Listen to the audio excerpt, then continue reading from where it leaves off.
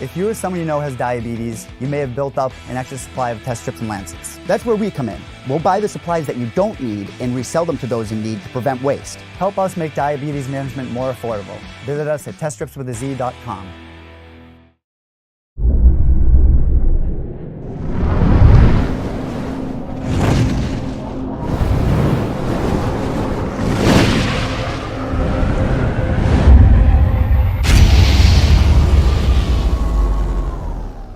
All right, joining us right now, he's going to take on Grant Dawson at UFC Wichita, March 9th, ESPN Plus. Juicy J, Julian Erosa is here for the first time. Julian, how are you, man?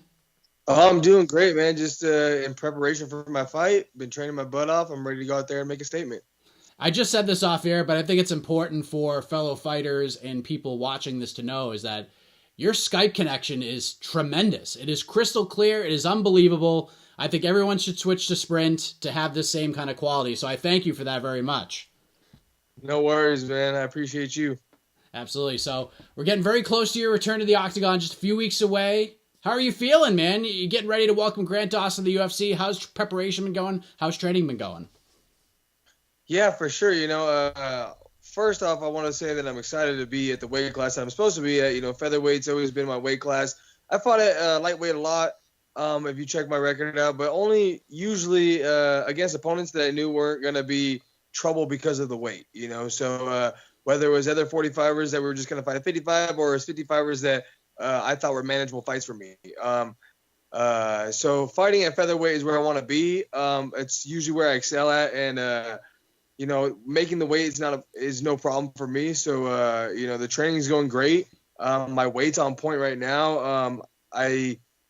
Ever since I moved to the UFC, moved to Las Vegas, I've been able to use the PI for a lot of stuff once I got re-signed to the UFC. So that's been a blessing. The PI is amazing, man. They have nutritionists there helping me out with my diet, even though I'm already on point with my diet.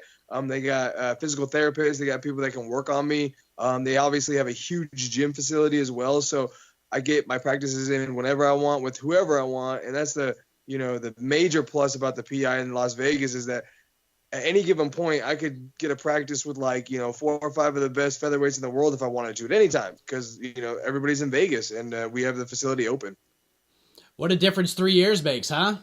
Oh, for sure, man. It's crazy. It's been a ride, man. It's been an emotional ride and, it's up and down and that's how the fight game is. And you just got to be able to take these opportunities and make the most of them. And, I took a fight, my last fight with Devonte Smith was, short notice at a weight class above against a killer. So, nobody wanted that fight. I was willing to take, bite the bullet, and honestly, I made a couple errors in that fight, obviously, but that's not a fight that I shy away from anyways. I have the ability to beat guys like Devonte Smith. It wasn't my night that night. And, but I was willing to bite that bullet to get the contract back and to get back in the UFC. There's a lot of guys, a lot of high level dudes that, declined that fight. And I wanted to make sure the UFC knew that I wasn't that type of guy. I'm willing to step up on a minute's notice to fight anybody, the best in the world. So, I was willing to do that. And here I am at my weight class and I'm willing and wanting to show the featherweight division that I'm, going to be one of the toughest guys there. You talk about how, where you've been from 3 years ago. And I thought it was fantastic that you got to the opportunity to get back. You returned. Of course, you had the nice run on Tough 22, 1-1 in the UFC. And then you just kept on going, kept on grinding away. And when I heard your name pop up on the Contender Series, I was like, oh, this is awesome. You had that fantastic performance, which really made a lot of people happy. But, in the end, you didn't end up with a contract that night. But a lot of people were talking to you. Twitter was exploding, talking about how impressive you were in that fight. And as much as you wanted that contract, was the overall feeling, that impression you gave everybody, I'm sure you're being tagged on Twitter all the time. Was that enough to sort of soften the blow of not getting that contract? Honestly, when it really comes down to it, I'm an entertainer, right? So, I want to fight, but at the same time, I like to entertain people with my fighting ability. I don't want to be one of those guys that, is a boring fighter that people don't respect because of that. I want to, you got to be a fan favorite on top of being a skillful fighter. And I feel like I fall into that slot pretty accurately. And so having that performance and just being able to perform like that against a tough guy as Jamal Emmers. I mean, he was a 13-3. He's coming off of fight win streak. You know, he had 2 UFC vets he had just beaten. And no doubt in my mind, if he would have beat me, he was going to get signed. You know, I was even a 3-1 or 2.5-1 underdog on the betting odds. And I was just like, I thought it was outrageous. I was like, I've been in the UFC before. I fought some of the best. I have like a 90% finish rate. This kid's got a 40% finish rate.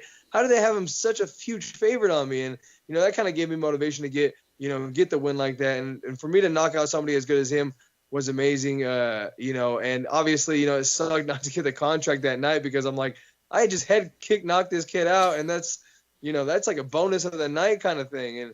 And, you know, it was a little tough to deal with that, but, I had to make some changes, you know, with management and stuff. And, you know, immediately once I changed my management, you know, I had Jason House with the Iridium Sports Agency. He literally, like 3 or 4 days after I signed with him, I got that short notice fight to fight Devonte Smith in the UFC. And so that was amazing. But yeah, it was a little bit weird to me not to get signed that night. I was for sure in my mind, I was like, oh, they're signing me. No doubt. I was in the UFC. I figured if I just got a win, they would sign me. Going 1-1 after having such an amazing run on the Ultimate Fighter and getting fight of the season on the Ultimate Fighter and only getting beat by a guy they brought back. I got beat by Artem, and, you know, props to him. He has he hits like a ton of bricks, but they brought him back. He had gotten chance after chance after chance, and for some reason he's still around. Well, he's not now, but you know, he was, and it was like I got beat by him, and if it wasn't for him coming back, I probably would have been the finale. So, you know, I had to win 3 fights in a row, and most people, you know, in the UFC or on the Ultimate Fighter, you know, only have to win like 2 or 3 to make it to the finale. I won 3 and still wasn't in the finale. So, you know, I gave everything I had on that show and showed everybody who I was. And, you know, I thought I got the run of the deal, and I thought they were going to sign me regardless. But I guess I can't even get a spectacular knockout and get signed. So I was really disappointed, but what I've learned is, you know, having good management and putting yourself in a position with good management and being able to take those opportunities at a minutes notice, weeks notice, you know, 10 days notice, whatever it was, you know, those are the things you got to set yourself up with. And switching to Iridium Sports really helped me out. You know, it's interesting. You had mentioned that you're an entertainer and a skillful fighter at the same time. So the Julian Erosa story, when it finally gets written and the book's published, you know, the story you're on now, the path back to the UFC, is a much more interesting story, in my opinion. You know, it's the trial and error, it's the grind and getting back to this point. So in a way, it worked out, and you probably learned some really valuable lessons along the way. But, you know, to kind of talk about you getting back into the UFC, taking the road you've been on, the Contender Series, getting the Devonte Smith fight, you took an opportunity that was given to you. It didn't go your way, but in terms of taking that walk to the Octagon that night in November, what was that like for you, that after almost 3 years fighting back to get into that fight, into that Octagon, what was that walk to the cage like for you that night? It's unbelievable. You know, when you're walking into the cage, even on the smallest of shows, you know, you have that feeling of, you know, kind of, this is it, you know, let's go and, you know, let's just go, let everything loose and go have a good time. Like, that's when you get to really enjoy yourself. You know, I go and train every day, so every day is kind of a grind. You know, I enjoy my training, but really the time you get to enjoy it and is being able to roll the dice in the cage. And, you know, there's nothing like the good feeling of winning a fight. There's absolutely no feeling like it. So, you know, you kind of got to be a gambler at heart, really, because, you know, you can have the highest highs and the lowest lows on any given night. So, you know, I'm willing to risk the lowest of lows to, you know, acquire the highest of highs. And, you know, walking out the cage, that's the thing I have in my mind is just, you know, obviously you want to be focused and you want to, you know, if you have a game plan, you want to focus on that. But also in the back of your mind, you're thinking there's no feeling like winning a fight, especially spectacularly. So, like, you have that in the back of your mind, and just, you know, I think everybody has that excitement and that little piece of them that says, oh, I can't wait, you know, to win this fight and, you know, just get that feeling again. So it's kind of like, I don't know, like chasing that dragon, you know, you want to be able to knock somebody out, you know, in front of everybody like that. And, you know, I've heard people talking about it. It's like, you got to be able to equate the two, and you got to be able to kind of not overdo it when you win and not underdo it when you lose. You got to be able to take things for what they are. And, you know, Devonte landed a great strike on me, you know, but I'm not going to hang my head because of it. You know, the kid's a killer. I mean, he just knocked out some dude in the first round, a tough dude, just this last weekend. So, you know, you can't hang your head because of those things. And, On the flip side, as soon as you win a fight, it's going to be exciting, but you got to learn to, take it in stride and then come back to reality. So, but that's the main feeling that you get walking out, is just that the opportunity to, have everything go good for you that night. Well said. Now you get Grant Dawson, fellow Contender Series alum, young guy. He's been on the cusp of a UFC call for a while now, and he finally gets a shot March 9th standing across from you. So when Grant was presented to you, and I know how important fighting at 145 was for you, did you know a lot about him? Did you know anything about him?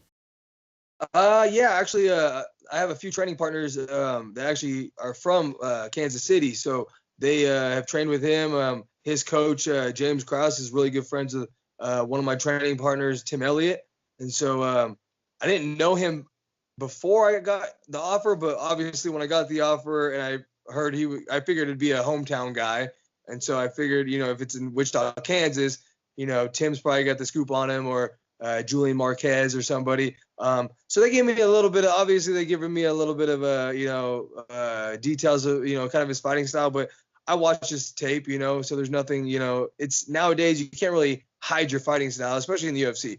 If you made it to the UFC, there's plenty of tape on you, no matter what anybody says. So honestly, I was just happy to be back at 45 fighting against, another prospect that they were looking to get in the UFC. Obviously, he had some issues with USADA and wasn't able to fight for 18 months. So I think that's going to be an advantage for me. I fought, in 18 months, I think I fought like 4 or 5 times. So I've had so much experience in the cage, and that's what separates people. We all train the same stuff. So basically, the edge that you got to edge out is obviously your mental capacity, your cardio, but also the experience. There's only so many things you can do in training to prepare yourself for the experiences in the cage. And so I obviously have a lot of fights, and he's got a lot of fights too, but he hasn't fought in 18 months. And, I don't know what he was doing. I don't know the whole scoop with the USADA thing, but I can tell you one thing. If you've ever had to rely on any kind of substance and you don't get that substance anymore, it's a mental, it can mentally block you. And so I think obviously those two things are my advantages in this fight. But I'm willing to fight the best, and I'm ready for 100% Grant Dawson to be in the cage across from me, and I'm prepared for everything to go 100% his way and his game plan. So when you prepare for somebody, you gotta prepare for the best of them. And so whether he shows up or he doesn't show up, I'm going to be there ready to rock. So I've been training my butt off, and I'm not going to let this chance slip away from me. To be fair, and I will say this in terms of the USADA situation, the reason that Grant hasn't fought in 18 months is not because he got suspended. It's because he's been spending all this time fighting it, and he won. So he actually got cleared of all the charges. So the substance thing doesn't really hold water. It was an interesting thing. Like, you see what John Jones has been able to do and having the money to do that. So for a kid like that to spend that time, to have his reputation mean so much, I find it really interesting that he did that when a lot of other fighters just don't have the means or even the patience to do that. So that's why he hasn't been fighting for 18 months. But, it shouldn't obviously. So with that being said, obviously having 18 months or so and spending 14 months fighting something like that to try to clear your name, that's obviously an advantage for you. But, if this is you in that situation and you're fighting for your reputation, is that something that you would be concerned with, being out for that long? Or do you think that would make you even hungrier in the process? Some people think that there's no such thing as ring rust, and some people think there is ring rust.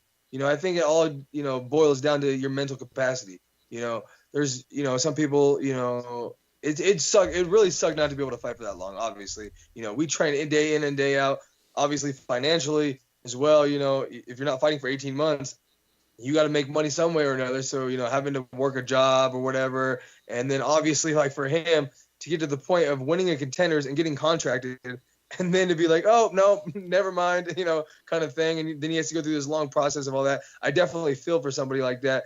And, if it was happening to me, I'd be, it'd be just a tough pill to swallow. But, honestly, for me, it's been kind of like that, like you said, the whole, road back to the UFC. That's kind of how it's been. There was a 3-year period where I was thinking, am I ever even just going to ever get back in the UFC? Or if I'm, was that my shot? Am I ever going to get a second chance, And there was a point where I was thinking about signing with other organizations, because I just figured, man, maybe the UFC just doesn't like me. I'd message people on a regular basis, but what I've learned is, is that there's only a few managers that the UFC reaches out to, top guys. So if you're one of the guys on the bottom of that totem pole, you're definitely not getting the short notice calls. You're definitely not getting the good opportunities. You might just, trip your way into something, some sort of opportunity and get lucky. I got lucky by just getting onto the Ultimate Fighter. That's how, I obviously originally got into the UFC. But besides that, I had no management whatsoever for, over 25 professional fights. It's just, so that was kind of bad on my part. But now that I have that management, backing me up, you got to have somebody in your management corner that's pushing just as hard as you are training. And that's what I feel I have right now. And so it's just nice to know that it wasn't me. It wasn't that the UFC didn't like me. I just didn't have the right representation. So, it's just, it's good to be back. And I'm just super pumped for March 9th. That's awesome. So, you mentioned having Tim Elliott in your corner, working with you, and Julian Marquez, people who've known Grant in the past. And I'm sure you've watched a lot of film on him. Like you said, he's very, very in your face. He's got a very smothering style. So, in preparation for that, like, what are some of the things that you're doing, whether it be, differences in your conditioning, different things in the gym to get ready for that style? Have you mixed anything up at all, or is it just kind of business as usual for you? I think Grant, I've watched his, footage, obviously. Grant's strengths are obviously, him getting down and getting on top of you. And, even if he's just going to sit in your guard and try to, pity pat you to death, that's where he's strong at. He wants to close that distance. I think his smothering style is more of a grappling smothering style. My style is, I kind of have a similar smothering style in the sense of pushing people's cardio and willing to, dig deep. And, I don't mind to, blow it all out in the first round and just see who's got the balls for the next round or who's got that mental capacity. I think cardio is not only the training that you have to do for it, but because we all train, like I said, we all do the same stuff. We all can run 10 miles a day, we can all do, this many practices all the time, but it's that mental capacity. It's how far are you willing to go before you mentally break.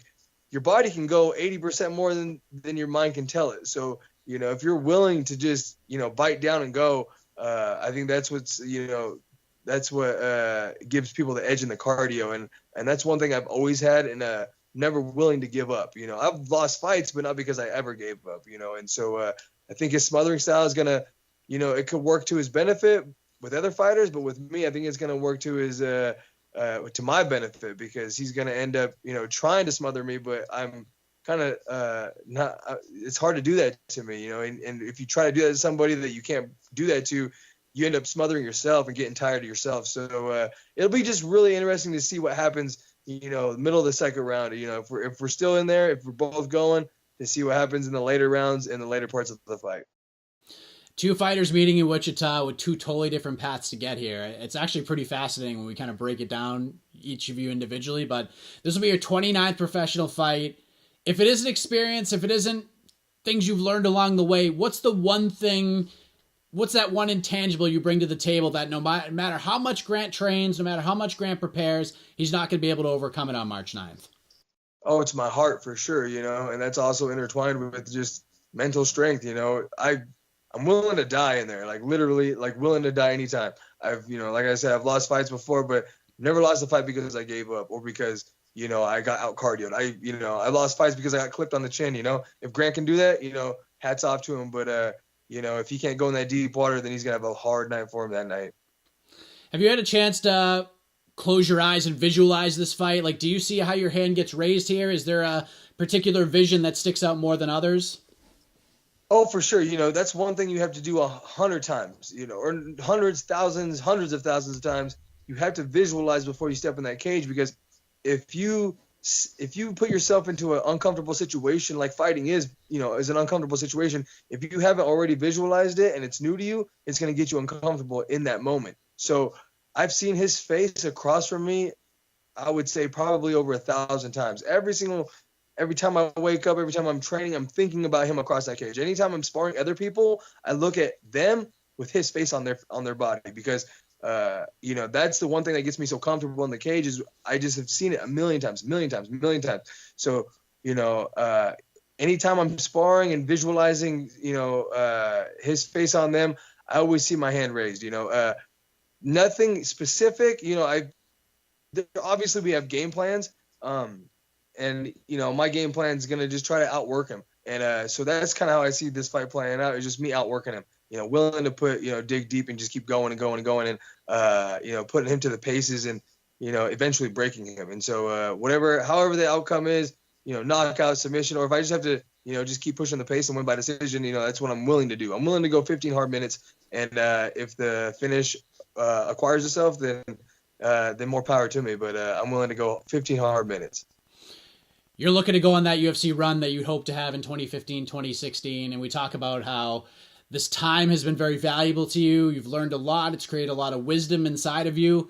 But you've talked about we've learned on the back end of the business, finding the right management, being connected to the right people, attaching yourself to people who could get that phone call before others. But in terms of you, in terms of Julian Erosa, the person, the fighter, what's the biggest difference between that guy in 2015, 2016 that came off a tough 22 to the guy we're going to see in the cage on March 9th? Just, I would say a little bit more maturity, but, back then, I had kind of a carefree, attitude towards fighting, but, there's only so much just hard work you can do yourself. You have to mature as a person and a fighter, I just have more maturity, it's just, obviously skill sets come into play as well. I've learned a lot over the years, moving to Vegas, I had to mature, I had loyalty to a gym that could only get me so far previously. So, I had to mature as a person and realize that I can't keep showing my loyalty to a place that's not going to be able to keep me in the UFC or take me back to the UFC. So, I had to put loyalty into myself. And so I was willing to, move up, me and my wife, and move to Vegas and really take that step of sacrificing, leaving my family and stuff back at home, and willing to put the time and effort and the hard work into it. Well, I mean, a lot here. I'm very excited about this fight. When I heard about the matchup, it was one of those fights I'm like, ooh, this is going to be a real good one. So I'm very excited for you. And, kudos on your crystal clear Skype connection. And honestly, this is the first time we've had the chance to talk. And, I've learned a lot from you. I feel vigorous right now. I feel a little bit more motivated after talking to you, and that's a really cool thing. So before we get out of here, man, let the folks know where to find and follow you on the web, social media, any shout outs, sponsors, anything like that, anything else you want to get off your chest, a message for Grant, anything. Go ahead and take the floor, man. Awesome, man. Obviously, my Instagram is Julian Erosa 3. Facebook is Julian Erosa or Juicy J, my fan page. Twitter, I think it's Julian_Erosa. Man, I hardly go on my Twitter, so I don't even know. But sponsors, I got two major sponsors. One's RDX Fight Gear, and they've done an amazing job. They give me stuff all the time, keep me safe with all their gear. Built to Win's also another company. They send me supplements and stuff. But honestly, I want to shout out to the PI, the Performance Institute from the UFC, because they literally have everything there. Like I said, they got people working on my diet, my nutrition. I can get my food there every day. I can go pick up food every single day if I want. I can basically get my meal prep there. And I got people working on me, physical therapists and stuff. So I want a huge shout out to them. They're in house with the Iridium Sports Agency. I can't thank him enough. He's changed my life since I've met him and been with him as my management. And obviously I want to thank all the friends and family and fans out there that have watched me from, all the way back from Tough 22, and, keep putting they keep their eye on me, even when I was back at the regional scene, still watching me fight, going to London and fighting Cage Warriors and just keeping up on me. I appreciate it. All right, man. All the best to you. Thank you for the time, and we'll see you March 9th in Wichita as you take on Grant Dawson. Thanks again, man. Awesome, man. Have a good one, brother.